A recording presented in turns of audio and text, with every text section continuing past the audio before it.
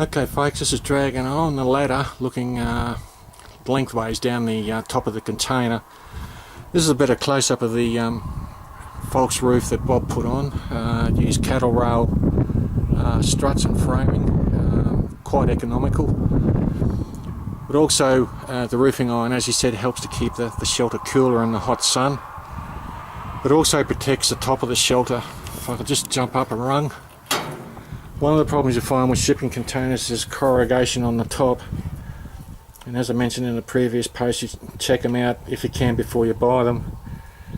Being exposed to sea air and all that sort of stuff, you're likely to find rust holes or the start of rust in there.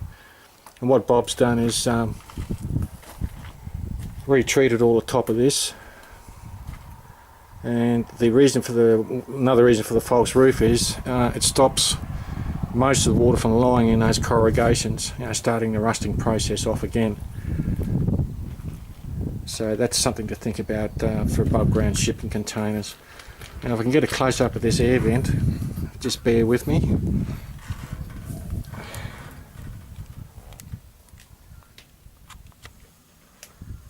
That's it there. You notice the fly screen mesh on top, just held on with a zip tie. Very effective in keeping insects out, but more importantly, with the 4 of them down the length of the container, provides very good ventilation. It stops the build up of condensation. Another resultant problems is mould and mildew and that sort of stuff, which can ruin your gear. As I said, Bob and his family also use this as a severe weather shelter. And while this property here doesn't have a lot of bush around, it does have a lot of tall grass, so it's, when this stuff dries out, it also provides a shelter for grass fires sweeping up from down the creek line, which we'll go down and have a look at later. This is sitting on top of a hill, so a fire will go uphill with fuel and wind in the right direction, and grass fires burn very quickly, very hot and very smoky. So this provides some alternate shelter for Bob and his family. So folks, this is a 20-foot shipping container. The basics for this and the 40-footers, as far as mounting them above ground, are pretty much the same. They've got to be stabilised, they've got to be level.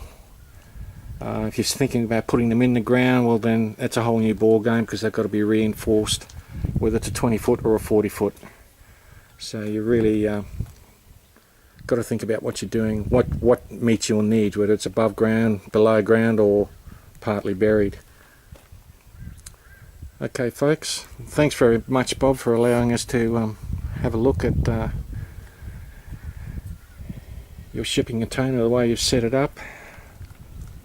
And I hope it gives folks out there some ideas, and certainly all comments, suggestions are welcome. Thanks very much.